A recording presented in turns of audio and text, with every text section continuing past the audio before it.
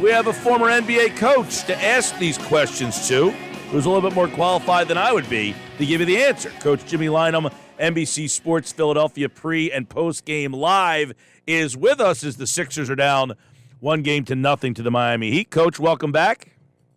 Hey, Mike, how you doing, buddy? All is good, except for last night. Let me ask you, we'll start with this. Obviously frustrating, 106-92. They're in the game at half. Where for you does the game get away from them?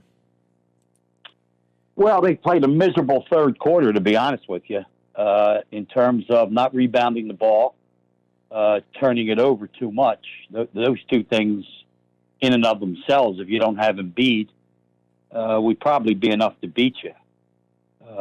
Ironically, it was a strange game to me in some respects, Mike, in that not unexpectedly, I guess, Miami jumped out, but I thought the Sixers really played a strong back part of the first half to get that, 1-point lead at the end of the half.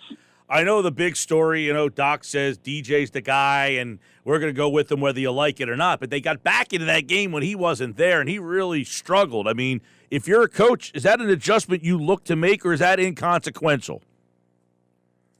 Well, no, I'm not going to say it's inconsequential because of the fact of what Embiid means to his team and not having him.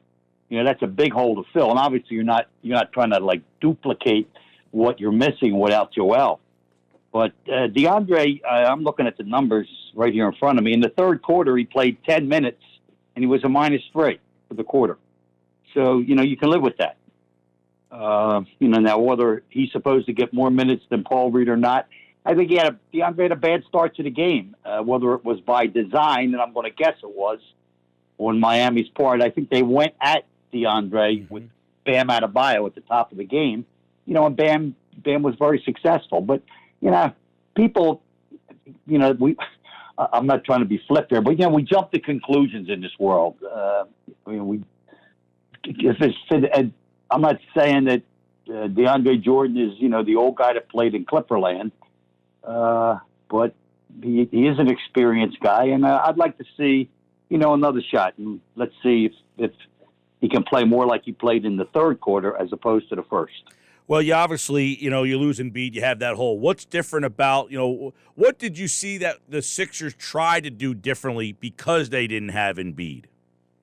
Well, obviously they're reliant on a perimeter game to the exclusion of a middle game or a game inside. And I think give Tobias Harris a lot of credit. He picked up the slack, and I think I'd say Maxey did a good job. I thought Harden was acceptable, maybe even heading toward good, except he cannot, with the way they're constructed now, he's got to shoot the ball more than 13 times. It's not his fault that he only had 5 assists. That's because nobody made any shots. Right. But he has to get double-digit assists, meaning a decent shooting night by the people to whom he's throwing the ball, and he has to generate a minimum, for me, I would tell him, 20 shots. Yeah, and I mean, obviously, Coach, I mean, obviously, Miami threw a bunch of different guys. I mean, they threw like 7, they threw the kitchen sink at him. So, you're watching that, and you're seeing they're defending him with a bunch of different guys, and we saw it in the Toronto series. They're sending length at him, and, you wonder if James still has the same giddy-up to get around all that stuff. Well, that's a fair question, but let me just say this, Mike. Yeah, they're sending a lot of guys at him. That's what they do to stars in this league. Yeah. They send a lot of guys at you. You have to be a star when they do that. Yep. They double team you. Yeah, no kidding. That's only been since 1955. So that's not an excuse. You still have to go out. You have to create your offense, and you have to be efficient enough to make a high enough percentage if your team's going to win without the star player. Come on. Oh, I agree. That's not crazy. Mike, let me just say this, because I was listening to your show coming up from the shore yesterday on my way to the game. I had said on a radio station in the morning, the key thing for this series for me is the three-point game. Miami is the best shooting team from three in the NBA over the course of the year. That's fact. Over 38%. There are 4 guys that shoot over 41%, and 4 other guys that shoot over 37.5%, in a league that averages down like 35.5. So this team can really shoot the three. So even though they didn't shoot it real well last night, you better be ready to guard their three ball. And obviously Tyler Hero last night, to me, was the game changer because he nailed all those threes. Yeah. And conversely, you hit 25%. You're 6 of 34. Well, that's not going to get it done, especially, as you said, where Harden's setting you up to get good looks. They kept harping on all night. We got good looks. We like our looks. We got good looks. Well, if you don't hit them, so does that make you encouraged going into Wednesday night? The looks that they got and how poorly they shot. Well, you asked a good question here before I came on when you were just setting up a couple of thoughts. When James Harden joined this team, let's say he played, was there for the last 23 games of the season. Are you ready? For that stretch, guess who was the best three-point shooting team in the league for that 23-game set? You ready? You're correct. You're Philadelphia 76ers. That's how good they shot it when Harden got here. So if they're going to be successful in the playoffs and you don't have Joel Embiid for a couple of games, you flat out have to shoot the ball. Now, I don't know. I can't answer the question, and you posed it. Do they get as good a class of shot when they don't have Embiid? Right. They have Harden and Embiid. That's two guys that the other team, has to concentrate their defense on. And the Sixers are very, very good. One of the best in the league, in fact, of playing when somebody, gets double-teamed or crowded and they get rid of the ball. Then these guys are very, very good in that situation. Last night they weren't. Coach Jimmy Lynam, NBC Sports Philadelphia pre- and post-game live Wednesday night, Game 2. So if you and your staff are looking at this one, is there an adjustment that is obvious to you? Other than Harden being more of a scorer or trying to be more of a scorer, that would be the first thing. And obviously I'd keep an eye on DeAndre Jordan. I think Doc is, going to start him. And, I think people have to appreciate his options are limited. I don't know why he gets combative when people, and I think Doc's a good coach. But, it's a fair question for the media to ask. DeAndre had a bad start to the game. Yeah, Coach, can you take us you coached Charles Barkley. You've had some major stars dealing with that type of situation. He says last night, to a man, they all said that's who they wanted to play. I mean, is that something that would happen, that you would go around and ask, hey, do you think Ron Anderson should start the second half? What do you guys think here? Is that? No, I wouldn't do it, like that. I'm not going to pull the locker room, and I doubt Doc did it that way. Right. My guess is the guys are calming down, and he probably walked over to James, right, and said, "What do you think? Top of the half or top of the third? Do we go with DeAndre or put the young fellow out there to start it?" He also mentioned Millsap. He said Millsap gave him good minutes, and we thought about okay, Paul. and right, he very well may have mentioned Wilson. Yes, but it's not. I don't find it at all out of the Gotcha. norm, out of the ordinary to ask a player. I may have asked Tobias as well. And understandably so, because the pick and roll for Harden is a big deal, and DeAndre Jordan is still able to go up into the air and get that lob, and he has a nice little, knack in doing it. It's been one of his niches, if you will, over the course of his career.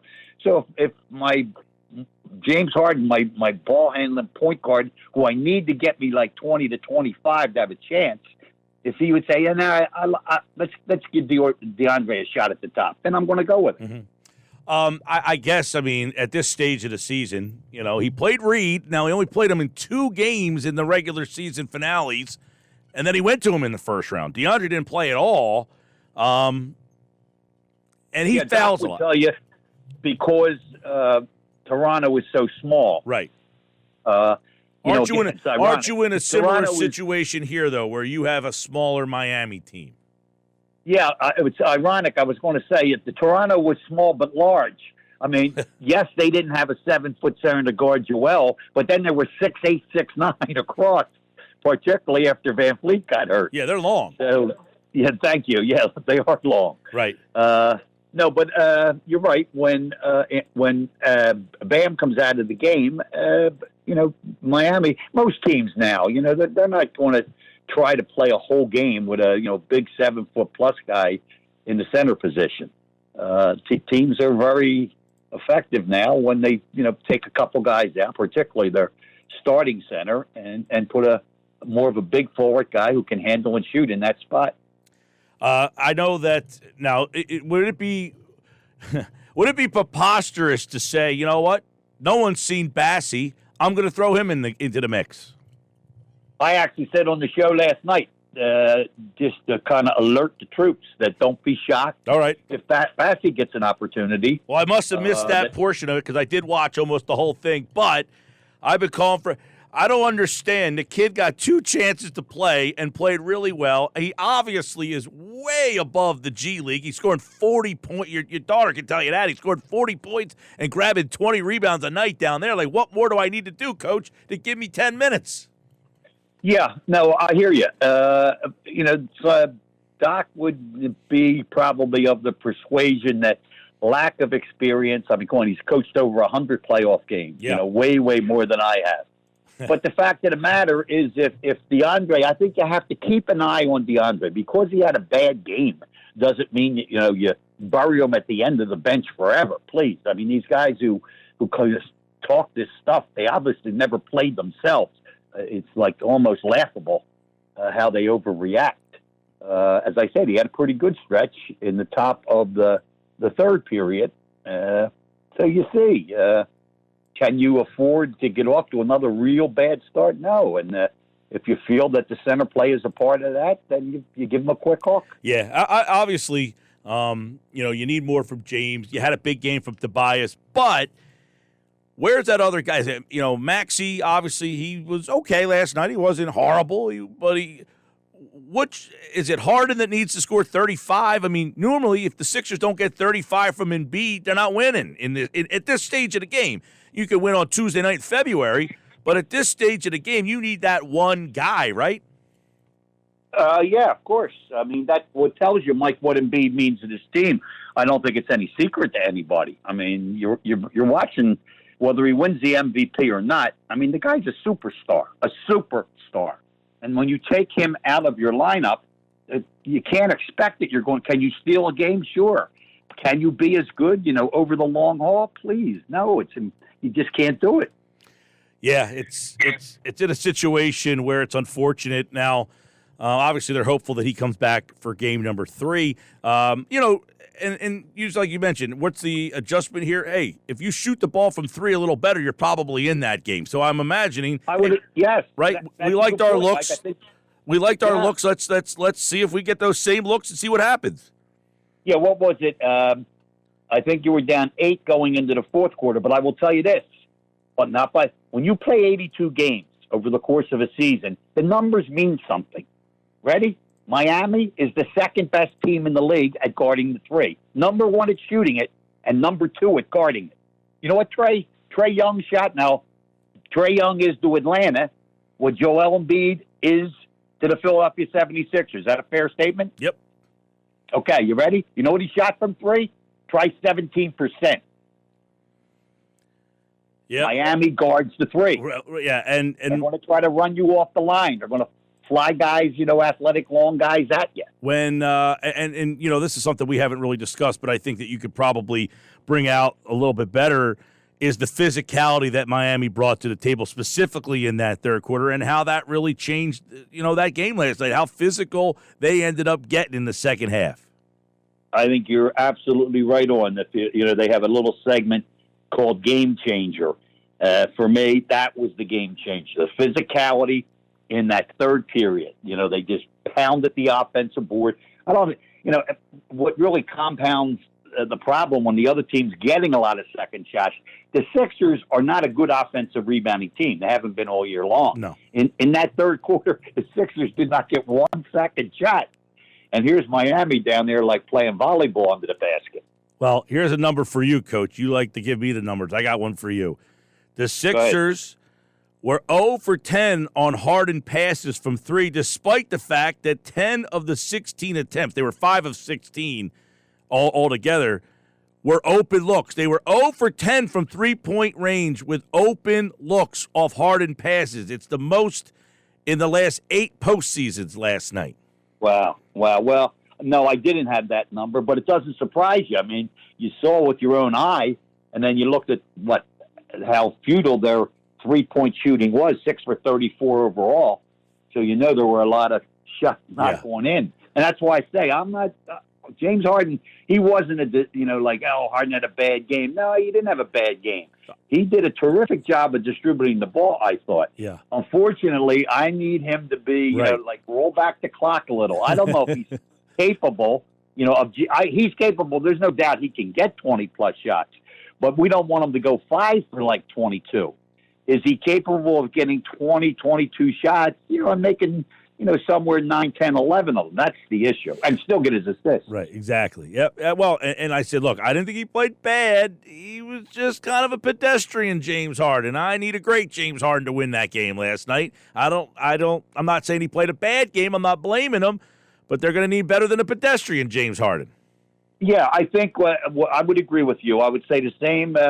I'm going to come up a little higher for both James and Maxey. They were, and I say just like this, I would walk over to the bench and we say, your game you were all right. I said, we need it. You see, I'm Tobias. I'm going to walk over there to Tobias. I'm going to pound his back 3 times. Nice job, my man. Yeah. That's what we need from the 3 of you. I mean, again, where else you're going to get it when you don't have Joel? Well, and I guess, you probably coached at a time when you're out without your guy, and how that brings down the rest of the guy for maybe the rest of the guys for a game or two before they realize, we don't have this guy. Well, as I said, sometimes you can sneak one out. Maybe Miami is, obviously the preparation, if it were normal, would center around Embiid. So you're taking a totally different track when Embiid's not going to be playing. And sometimes that can throw a team off a little bit. Maybe they don't, focus as much. They get a little bit more overconfident. They're playing at home. But fact of the matter, if they had a chance, and I think they did, to go in there and be in position to steal one, but not shooting the ball like that, not rebounding the ball like that, and not turning it over like that.